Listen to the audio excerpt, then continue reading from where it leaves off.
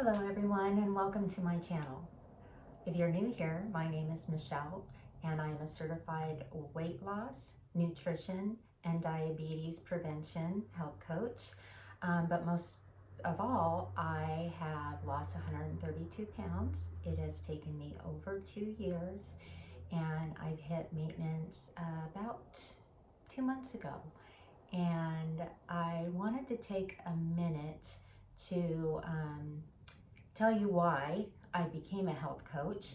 When I was doing my journey, I realized that I really was not grasping or understanding the nutrition needs that my body requires. And so I decided to get some education.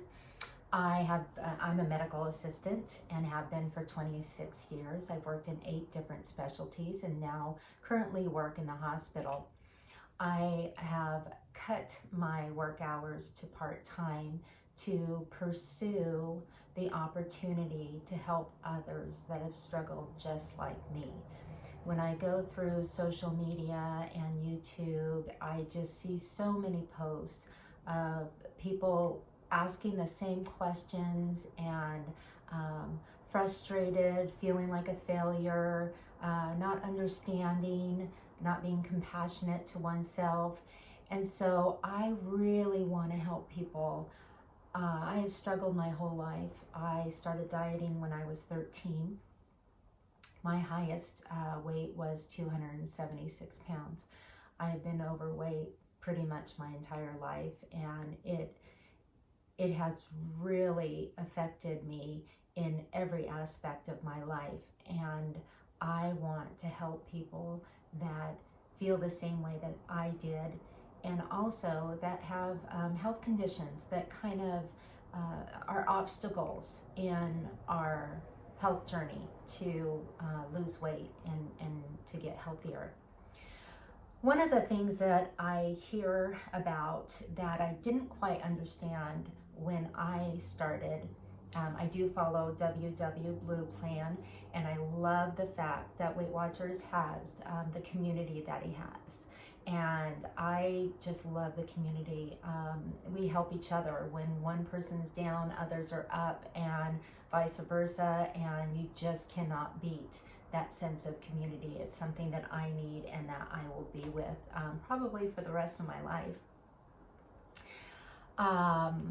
I wanted to share with you that when I first came to WW and I first started hearing the term journey, lifestyle, it's not a diet, it's a lifestyle, I didn't quite grasp that.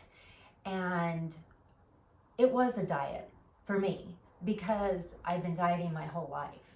So when I was learning in the beginning how to eat right, how to choose the best foods that I needed and the satisfying foods that would keep me moving.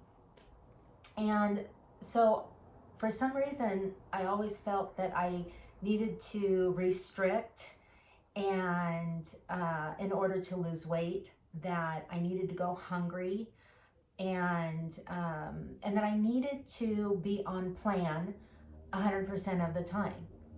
So when I first started WW especially, I kind of had that mentality, and I really didn't grasp the idea of journey or lifestyle at that point.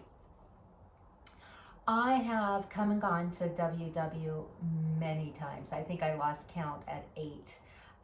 Because I had the all or nothing thinking. I was either successful or I wasn't successful. I would get frustrated and discouraged and hungry, and would not be successful. I'd give up.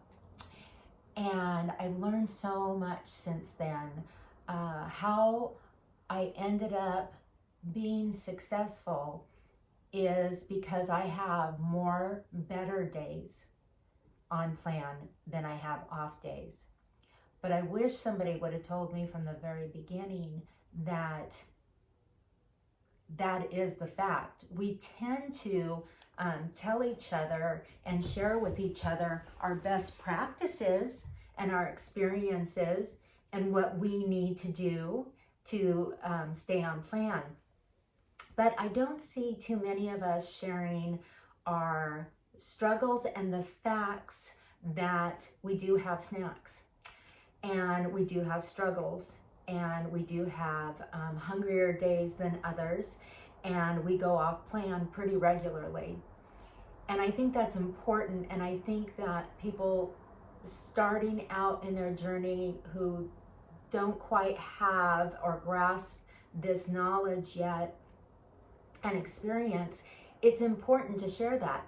I can tell you from years of dieting, how many calories are in things and what to eat and how you should exercise, but I don't practice everything that I tell others, and I think that we all should.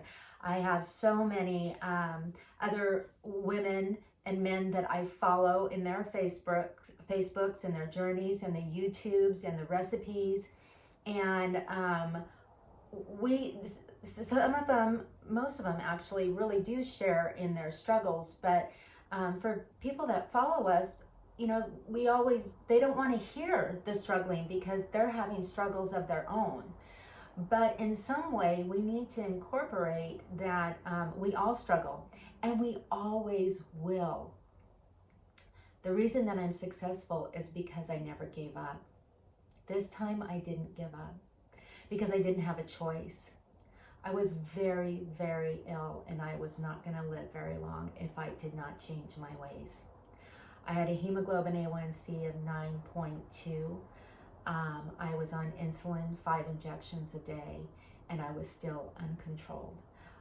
At 276 pounds, I could barely move. I was in a lot of pain, and I had tremendous swelling and neuropathy, and I was afraid that I was going to be losing some limbs.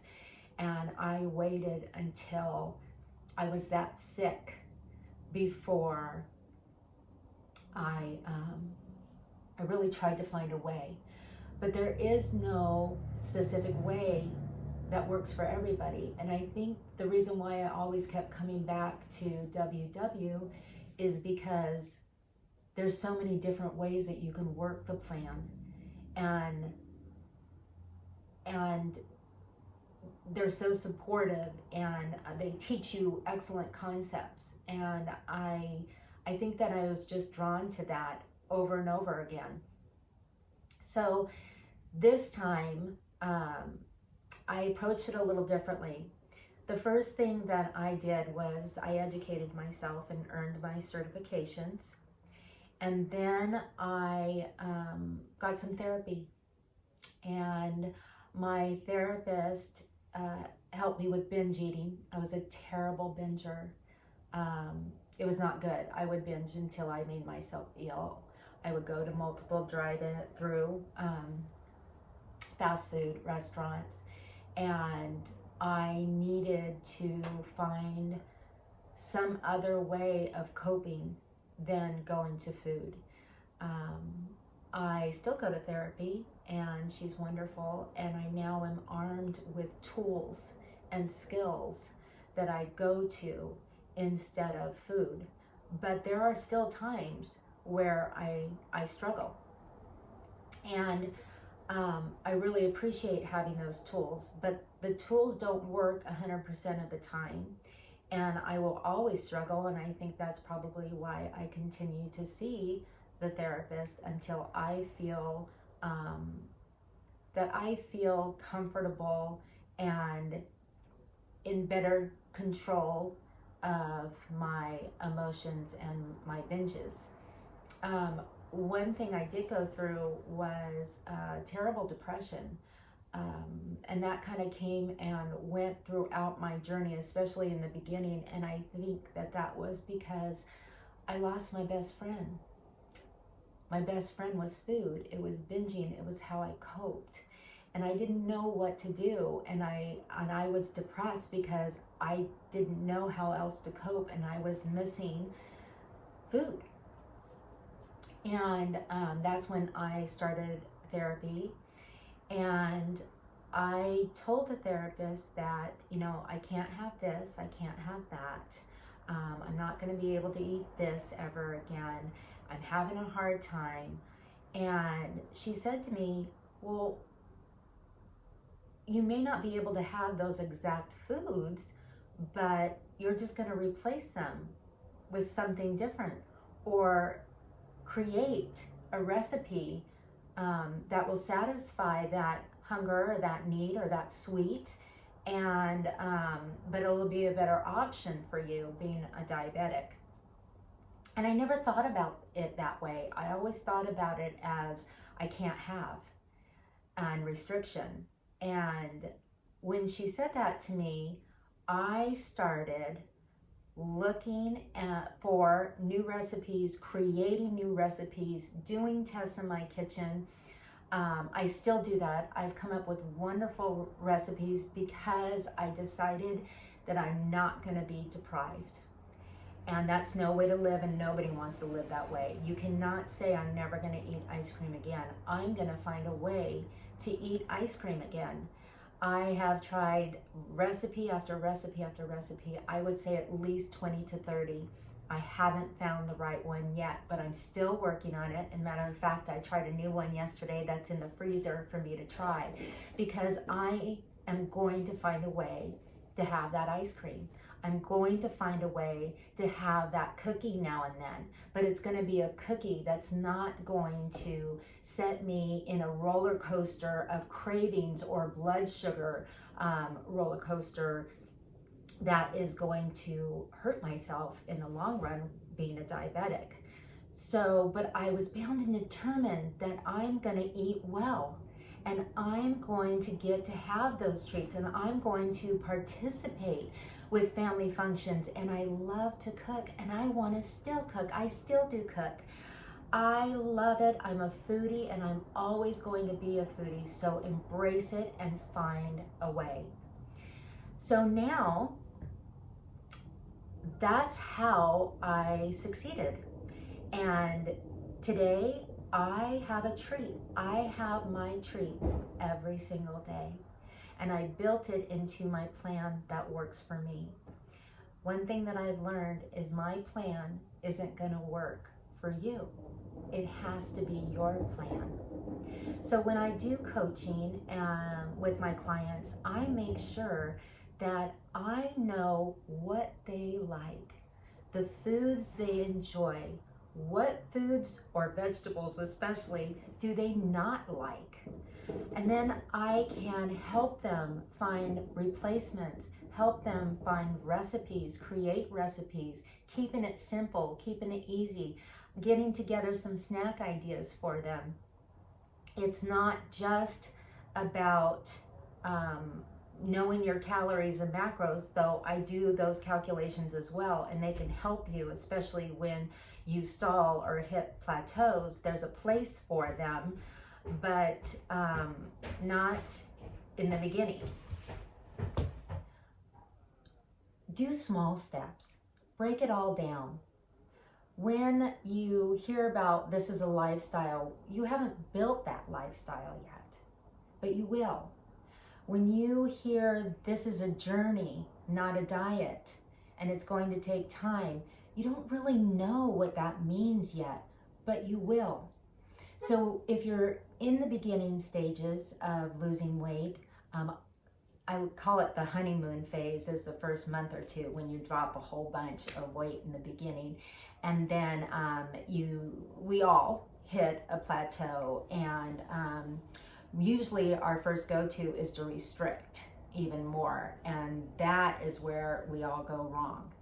So when you're making your meal plan, make sure that you're eating all your points. Make sure that you're getting those weeklies in.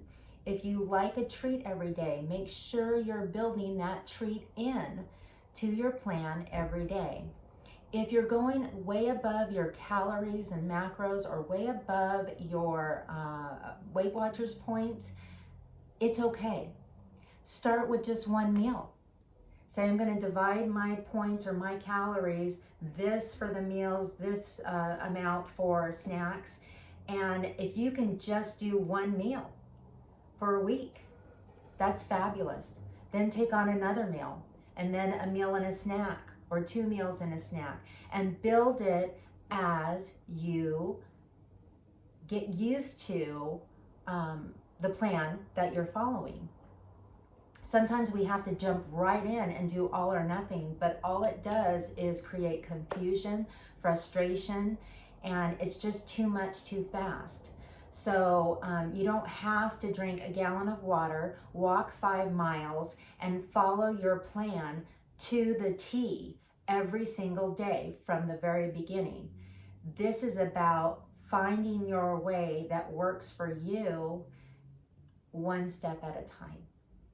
And if you do that, and you can have good days and bad days, but you keep trying and you keep getting better, and you start with that one step and you build to another step and another step, you're going to get there.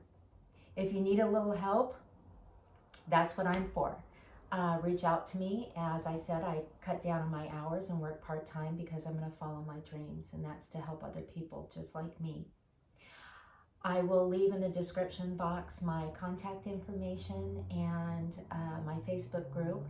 Please, if you like this video, give it a thumbs up, subscribe to my channel, and join me in my Facebook group where I share support, tips, food finds, recipes, ideas, so much more. So please join me. Thank you for watching today, and I hope that you will leave me some comments, because I get my ideas from you and your needs, and your comments are very important to me. Have a great day.